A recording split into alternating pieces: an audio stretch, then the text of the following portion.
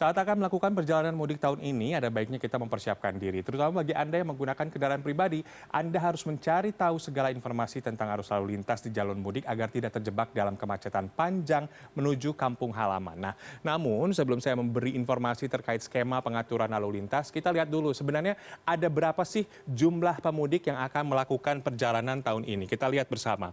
Seperti yang disebutkan sebelum-sebelumnya, berdasarkan hasil survei Kementerian Perhubungan melalui Badan Kebijakan Transportasi atau BKT, jumlah pergerakan masyarakat saat musim mudik Lebaran 2023 diprediksi mencapai 123,8 juta orang. Jumlah ini meningkat sekitar 45,8% dari tahun sebelumnya yang hanya sekitar 85 juta saja. Ini tahun 2022.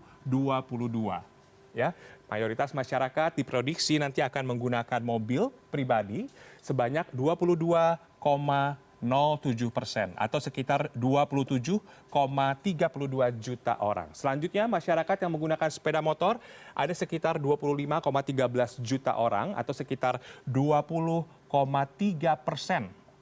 Dilanjutkan dengan moda transportasi bus sekitar 22,70 juta orang yang akan menggunakan moda transportasi bus. Sementara untuk kereta api antar kota ada sekitar 11,69% atau sekitar 14,47 juta orang yang menggunakan kereta api. Sedangkan untuk yang menyewa mobil adalah sebesar 7,7% atau sekitar 9,53 juta orang. Nah, selanjutnya kita akan lihat tujuan mana saja sih. Survei juga menunjukkan pergerakan masyarakat ini didominasi dari Pulau Jawa, yaitu sebesar 77,3% dari total pemudik. 77,3 juta orang atau sekitar 62,3% yang total pemudik yang akan bermudik dari Pulau Jawa ke beberapa daerah tujuan. Dan tujuan favorit dari total pergerakan masyarakat di mudik Lebaran tahun ini tentunya ke arah timur. Ya, kita lihat mulai dari Jawa Barat sekitar 20,72 juta orang akan melakukan perjalanan mudik atau sekitar 16,37%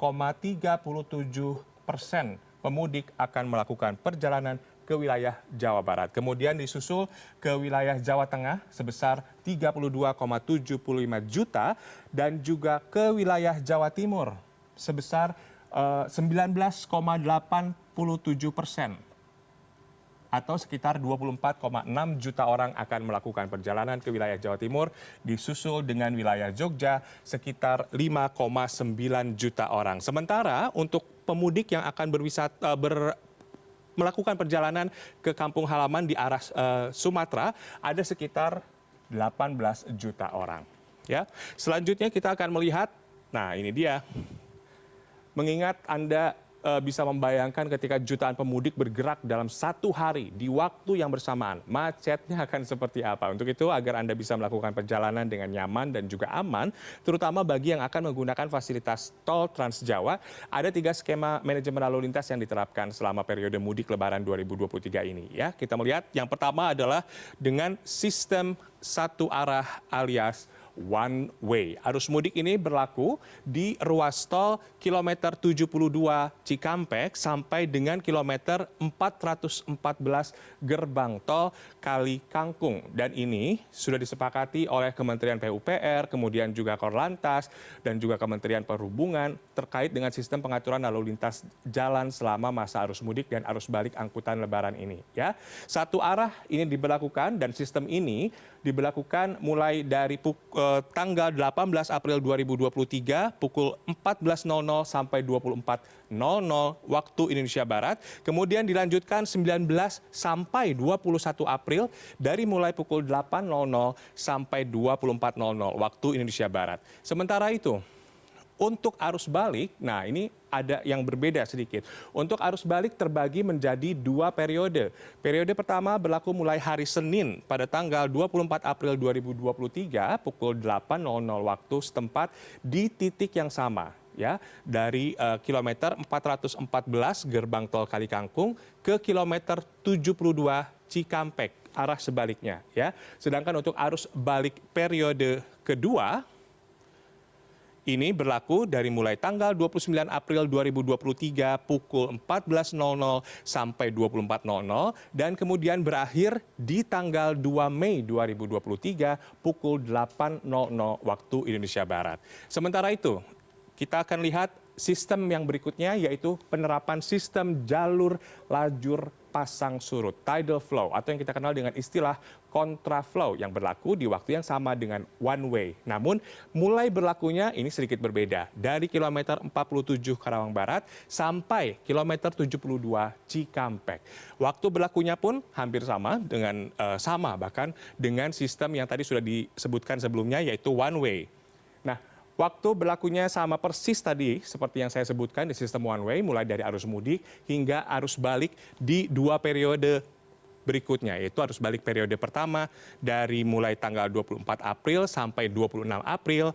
Kemudian di periode kedua kita lihat mulai dari 29 April sampai 2 Mei pukul 8.00 waktu Indonesia Barat. Sementara itu terakhir, ini juga nih yang akan menjadi banyak pertanyaan. Sistem ganjil genap yang diberlakukan serentak mulai dari kilometer 47 Karawang Barat sampai dengan kilometer 414 gerbang tol Kali Kangkung. Dengan ketentuan waktu pengaturan lalu lintas pada arus mudik mulai dari hari Selasa tanggal 18 April mulai pukul 14.00 sampai dengan pukul 24.00 waktu Indonesia Barat. Dilanjutkan hari Rabu, kemudian sampai dengan hari Jumat pukul 8 sampai dengan pukul 24.00.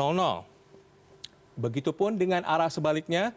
Nah, ini periode 1 ganjil genap berlaku pada kilometer 14 Kali Kangkung hingga kilometer 47 Karawang Barat. Dan dari situ sedangkan arus balik berikutnya juga sama dari kilometer 72 Cikampek sampai kilometer 47 Karawang Barat. Sebentar. Ya. Kilometer 47 Karawang Barat. Dan ini juga berlaku dari tanggal 29 April sampai tanggal 2 Mei 2023 pukul 8.00 waktu Indonesia Barat. Dan tentunya demi kenyamanan dan juga keamanan selama perjalanan mudik, para pemudik diimbau untuk memilih waktu dan rute perjalanan yang tepat. Dan sebaiknya hindari perjalanan di waktu puncak arus mudik dan juga arus balik. Hindari juga perjalanan di waktu-waktu favorit seperti sehabis waktu sahur atau berbuka puasa. Dan yang paling penting selalu mengecek waktu dan rute pemberlakuan rekayasa lalu lintas agar perjalanan Anda lebih lancar.